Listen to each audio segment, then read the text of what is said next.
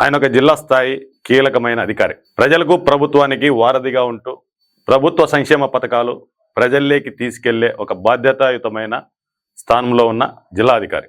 ప్రత్యేకించి జర్నలిస్టులతో కోఆర్డినేషన్ చేసుకుని ప్రభుత్వ సంక్షేమ పథకాలను, ప్రభుత్వం యొక్క విజయాలను ప్రజల్లోకి తీసుకెళ్తూ ఆల్మోస్ట్ ఆల్ అన్ని పత్రికల జర్నలిస్టులను కోఆర్డినేషన్ చేసుకోవాల్సిన ఒక బాధ్యతమైన అధికారి. కానీ ఆయన అధికారిగా కాకుండా తాను యొక్క అసలు అధికారినన్న సంగతి కూడా మర్చిపోయి అక్రిడేషన్ల విషయంలో అన్యాయం జరిగిందంటూ జర్నలిస్టులు చాలా మంది చెప్తున్నారు.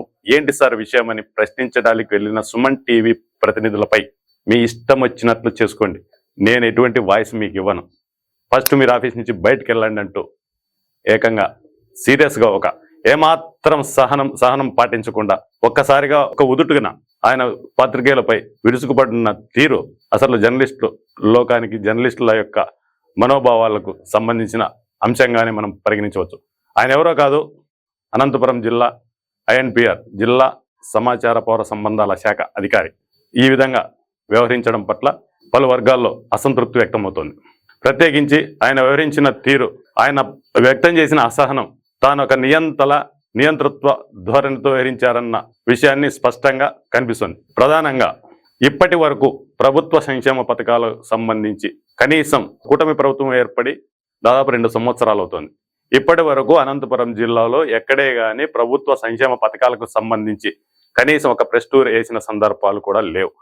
కేవలం జర్నలిస్టులంతా నా చేతి కింద ఉండాలా, నా కాళ్ళ దగ్గర ఉండాలన్నట్లుగా ఆ అధికారి వ్యవహరిస్తున్నాడన్న విమర్శలు అయితే జర్నలిస్టులు పెద్ద ఎత్తున ఉబికొస్తున్నాయి.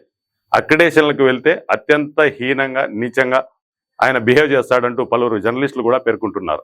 మరీ ముఖ్యంగా జర్నలిస్టులంటే అదొక హీనమైన అన్నట్లుగా ఆ అధికారి వ్యవహరిస్తున్న తీరు చాలా జుగుప్సాకరంగా ఉందనే చెప్పవచ్చు. ప్రత్యేకంగా సుమన్ టీవీకి సంబంధించి పలువురు ప్రతినిధులు కానీ ఇక్కడ సుమన్ టీవీకి అక్రిడేషన్లు ఇవ్వమని అడిగిన సందర్భం లేదు, మాకు అక్రిడేషన్లు కావాలని అడుక్కున్న పరిస్థితి లేదు, అటువంటి దరఖాస్తు మేము చేయలేదు.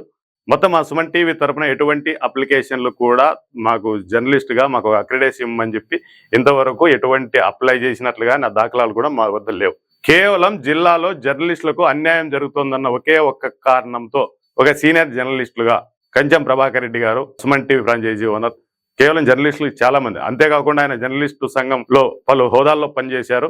ఆయన జర్నలిస్టులకు అన్యాయం జరుగుతుందంటూ కేవలం ఏడీ గారిని ప్రశ్నించినందుకు నిస్సంకోచంగా ఎవరు ఏమిటి అని కనీస బాధ్యతగా వ్యవహరించకుండా ఫస్ట్ మీరు బయటికి వెళ్ళండి అంటూ నియంతలా బిహేవ్ చేయడం పట్ల అసలు ఆయన అధికార లేక ఒక నియంత్రణ అనేది ఇట్లుగా అక్కడున్న పరిస్థితి చూస్తే అర్థమవుతుంది.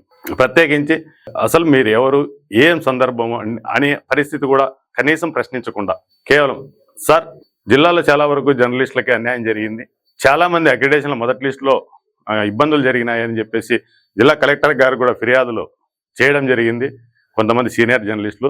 దీనిపైన మీ వివరణ ఏంటి అని అడిగితే నేను వాయిస్ ఇవ్వను, మీకు బుద్ధింది చేసుకోండి, మీరే ఫస్ట్ నా ఆఫీస్ నుంచి బయటికి వెళ్ళండి, అసలు నా ఆఫీసులో వీడియోలు ఎలా తీస్తారంటూ ఏకంగా వీడియోగ్రాఫర్ పైన ప్లస్ అక్కడికి వెళ్ళిన మహిళా జర్నలిస్టుల పైన కూడా తోటి సిబ్బందిని ఉసిగొలిపి మీదకు వచ్చే విధంగా వ్యవహరించిన తీరు ఈరోజు అనంతపురం జిల్లా INPR కార్యాలయంలో చోటు చేసుకుంది.